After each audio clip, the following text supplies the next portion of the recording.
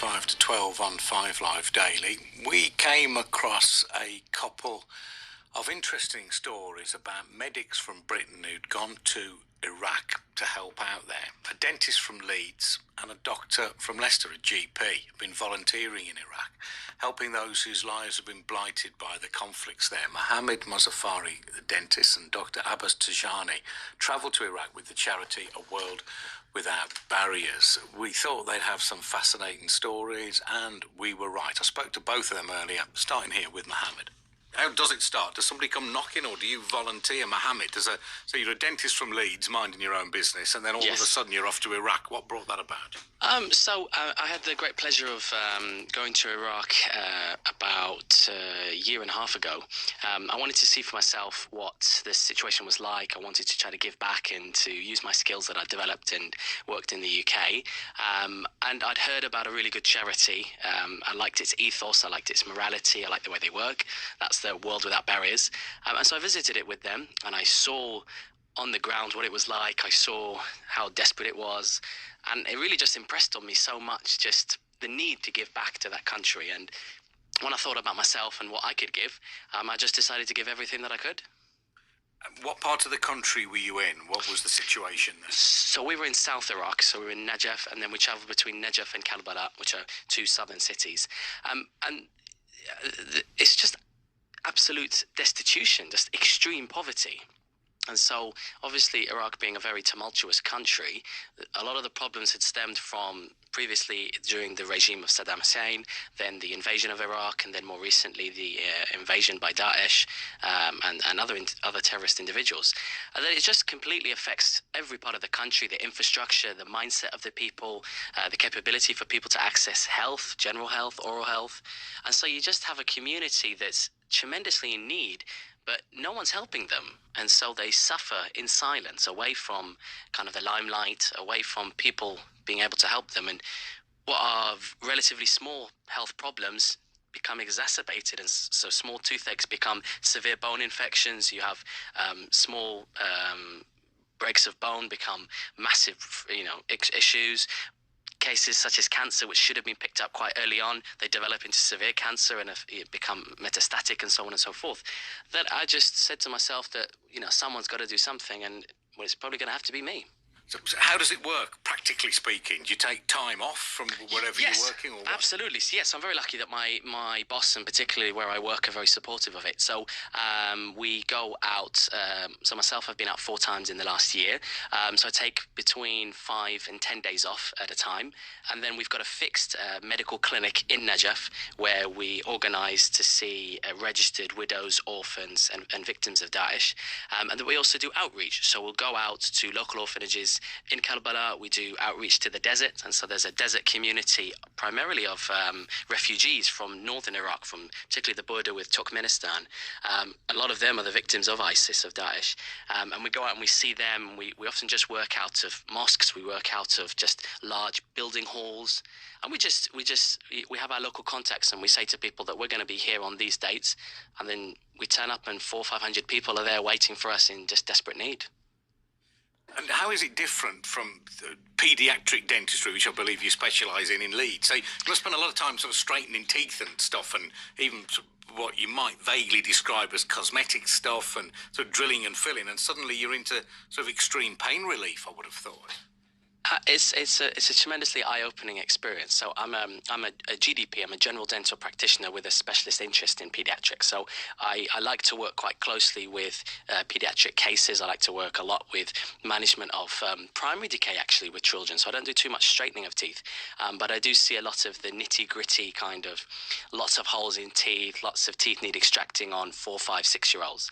And in the UK, it's challenging working with a 4 or a 5-year-old, but at least there's a system in place, so that at least if it's outside of your capability, then you can send them off to have sedation, you can send them off for a general anaesthetic, you can send them off to get more specialist complex procedures. But in Iraq, there's nothing. There's almost no free healthcare. It's all privatized, and there's one or two altruistic individuals that may take it on themselves. There's no concept of a dental hospital or a medical hospital for consultancy-based assessments.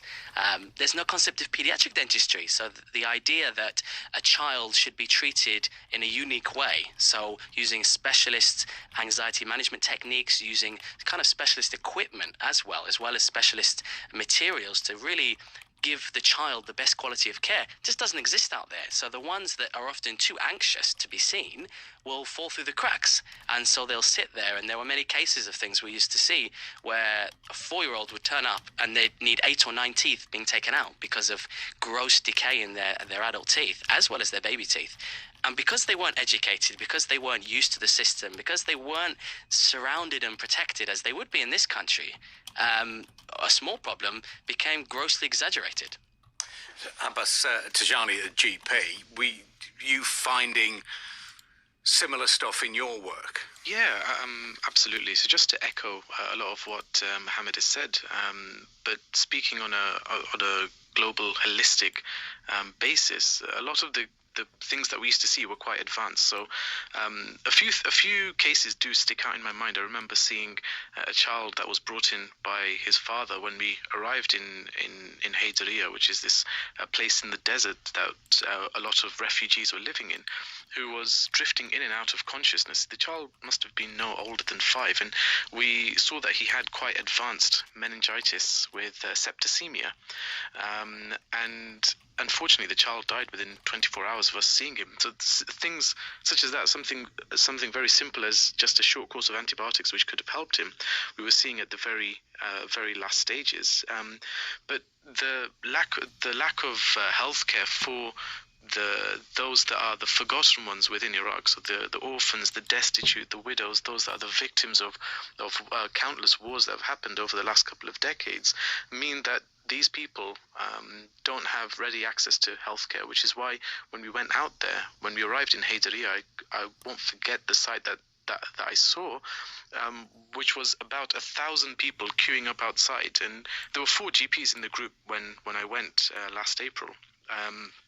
And between the 4 of us, in 6 hours, we had to see 1,000 people, which if you calculate, it works out to be about 1 patient every 1.5 to 2 minutes, which was something tremendous. It's something that I've never had to deal with ever. But it's something that I don't know how we managed to do it, but we actually ended up seeing everyone that had turned up.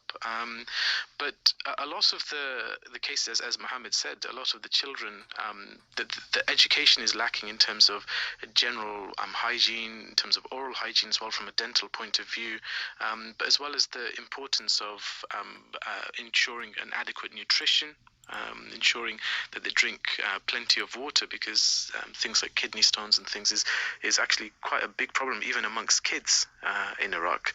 How do you stave off despair creeping in with yourselves when you see the scale of it? I think actually, and don't take this wrong way, but actually, what's the point? I'm just applying a sticking plaster to a huge gaping wound. Sure. So, I mean, one of the things that I've always grown up with, particularly my religion, Islam, teaches us that if you want to see change, be the change.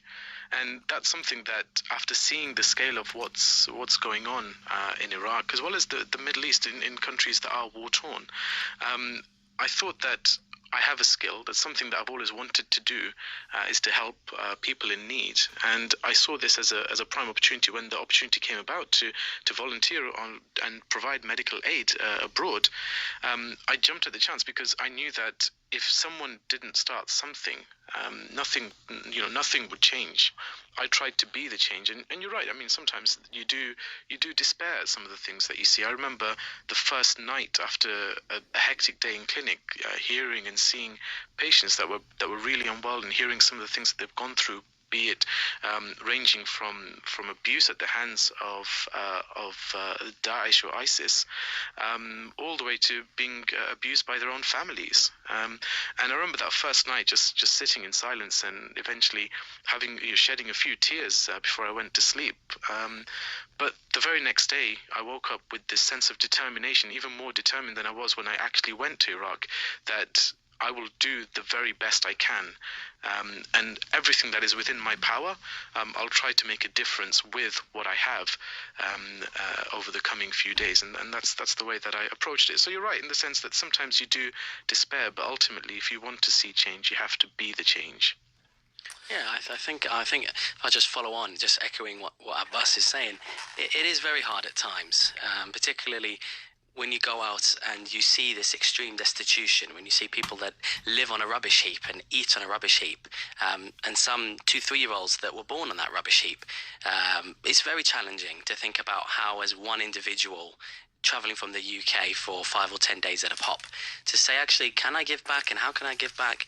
But it's about saying that we can all make a difference, and it's just about understanding your own power. And so having the opportunity to go out a few more times this year, what I've been able to do is look a lot more broadly at what all the problems that are faced by those communities, the orphan community, particularly the widow, destitute community, and to then start doing a lot of very holistic future planning. And so one of the things that we're now looking at in the charity is building a brand new top-of-the-range private medical clinic, which we're going to provide for free for all of the individuals that have suffered in Iraq. And so the clinic is really that's going to be a big private medical centre, because an awful lot of people have suffered. It is, absolutely. I mean, and we're building it from the ground up, actually. Now we're going to build one in Najaf, and then we're going to build one inside the desert. We're going to have a top-of-the-range dental clinic, a top-of-the-range medical suite. We're going to have an A&E triage area. And so we've been very fortunate to having been there and having a look to say, okay, where's the best place to start? And it's going to be healthcare. And then after, we stabilize people's healths, we can then start saying, okay, let's look at education, and let's look at family planning. Let's look at cancer screening. And it is hard, but if we all do our little bit by bit, then eventually, actually, in 5 or 10 or 15 years, that's when I think you're going to see the result of these projects paying off.